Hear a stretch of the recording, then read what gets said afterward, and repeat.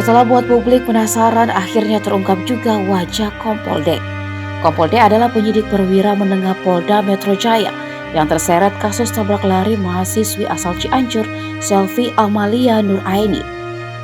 Namanya disebut Nur, istri siri atau istri kedua Kompol D setelah mobil yang ditumpanginya menabrak Selvi. Mobil Audi tipe A6 itu diakui Nur adalah milik suaminya, yakni Kompol D.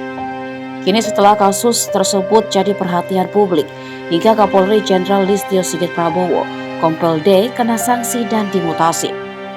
Sementara itu, Komisioner Kompolnas Pongki Indarti mengatakan, jika memang benar terbukti melakukan perselingkuhan, maka Kompol D disebut sudah melanggar pasal 5 Undang-Undang KDRT, karena menurutnya perselingkuhan juga termasuk dalam pasal tersebut.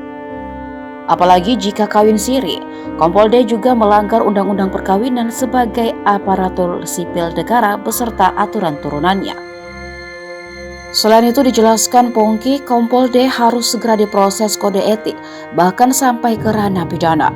Untuk proses pidana, penyidik menurutnya harus memasukkan unsur pasal-pasal pidana dalam memproses hukum Kompol D. Untuk sanksi etik, ancaman maksimalnya adalah pemberhentian tidak dengan hormat karena kategori pelanggaran berat, dan untuk sanksi pidana, ancaman maksimalnya 3 tahun penjara.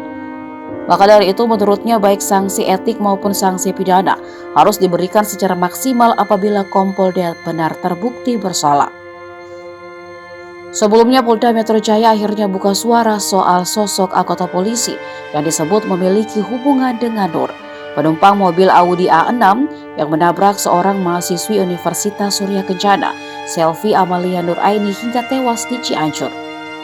Kabid Humas Polda Metro Jaya Kombes Pol Trunoyodo Wisnu mengungkapkan anggota tersebut merupakan anggota Polda Metro Jaya berinisial Kompol D.